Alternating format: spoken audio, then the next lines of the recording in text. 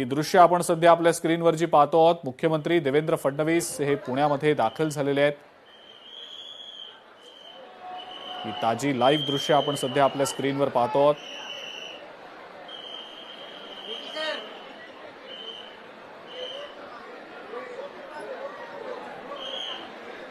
मुख्यमंत्री देवेंद्र फडणवीस हे पुण्यामध्ये आलेले आहेत।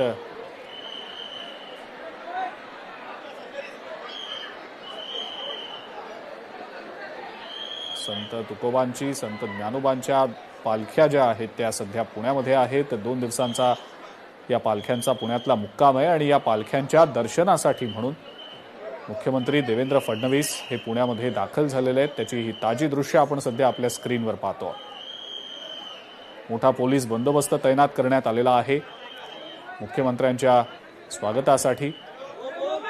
इथं अनेक मोठे नेते आणि लोकप्रतिनिधी शिवाय मंत्री देखील उपस्थित आहेत। पुण्याच्या महापौर सुद्धा आपल्याला दृश्यांमध्ये दिसत आहेत। केंद्रीय मंत्री मुरलीधर मोहोळ सुद्धा आहेत। मंत्री चंद्रकांत पाटील सुद्धा आपल्याला दृश्यांमध्ये दिसत आहेत। अनेक महत्त्वाचे मोठे नेते यावेळेला इथं उपस्थित आहेत। मुख्यमंत्री देवेंद्र फडणवीस हे पालखी दर्शनासाठी म्हणून पुण्यामध्ये दाखल झालेले।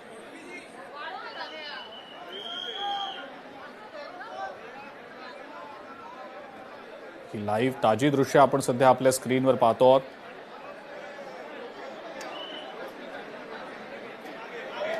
संत ज्ञानोबा आणि संत तुकोबांच्या ज्या पालख्या आहेत त्या सध्या पुण्यात मुक्कामी आहेत।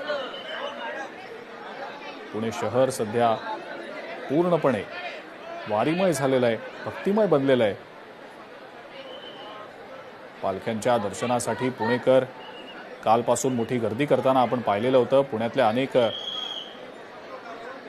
रस्त्यांवर सुद्धा या पालख्यांच्या दर्शनासाठी झालेली गर्दी आपण पाहिलेली होती। दृश्यांमधनं लोकशाही मराठीच्या माध्यमातून आपण ती प्रेक्षकांपर्यंत पोहोचवलेली होती।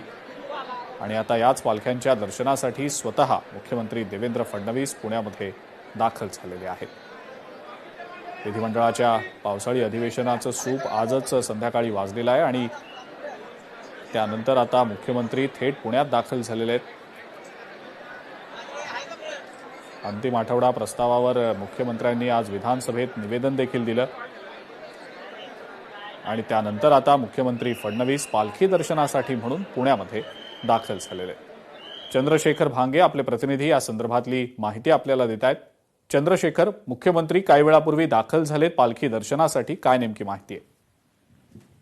अजिंक्य, आपण बघू शकता की दोन्ही पालख्या ज्या आहेत त्या पुण्यामध्ये कालपासून मुक्कामाला आहेत। संत ज्ञानेश्वर माऊलीची पालखी आणि संत तुकाराम जगद्गुरू तुकाराम महाराजांची पालखी, या दोन्ही पालख्यांचं जे आहे ते दर्शन राज्याचे जे मुख्यमंत्री आहेत देवेंद्र फडणवीस साहेब हे सध्या घेत आहेत।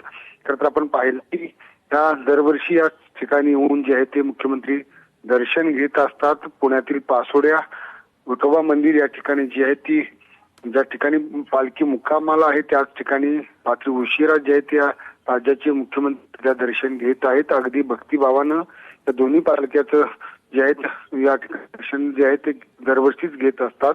आणि त्या पद्धतीनं महाराष्ट्रामध्ये काही ठिकाणी दुष्काळ आहे, तो दुष्काळ नाहीसा व्हावा अशी मागणी सुद्धा मुख्यमंत्र्यांनी या ठिकाणी केलेली आपल्याला दिसत आहे। या सगळ्या दर्शनानंतर काही वेळात ते माध्यम सुद्धा बोलणार आहेत। अजिंक्य, चंद्रशेखर, आणि यावेळेला मुख्यमंत्र्यांच्या सोबत अनेक महत्त्वाचे नेते आणि मंत्री देखील पाहायला मिळत आहेत। स्वतः केंद्रीय मंत्री मुरलीधर मोहोळ तिकडे, पुण्यातल्या महापौर आहेत, मंत्री चंद्रकांत पाटील देखील दृश्यांमध्ये पाहायला मिळालेले होते आणि मोठा पोलीस बंदोबस्त देखील आहे। कारण साहजिक आहे, पालख्या दोन्ही पालख्या पुण्यात मुक्कामी आहेत सध्या आणि अनेक जे लोक आहेत, पुणेकर आहेत, पालखी दर्शनासाठी म्हणून येत असतात। कायदा सुव्यवस्थेचा कोणता प्रश्न निर्माण होऊ नये या अनुषंगानं पोलिसांचा तगडा बंदोबस्त असतो। चंद्रशेखर, या सगळ्याच्या बाबतीत काय सांगता येईल? नक्कीच अजिंक्य, 3000 पेक्षा अधिकचे पोलीस अधिकारी कर्मचारी या सगळ्या बंदोबस्तामध्ये आपल्याला मिळत आहेत। राज्याचे मुख्यमंत्री देवेंद्र फडणवीस हे आज या सगळ्या दौऱ्याच्या पार्श्वभूमीवरती पोलिसांनी तगडा बंदोबस्त जो आहे तो या दोन्ही मार्गावरती ठेवलेला होता। एआयच्या माध्यमातून सुद्धा पुणे पोलीस याचा बंदोबस्त करत आहेत।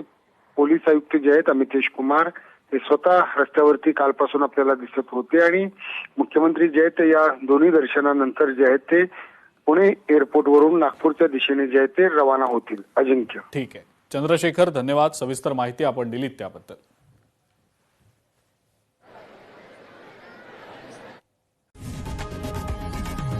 लोकशाही मराठी ऐका, पहा, जागरूक रहा.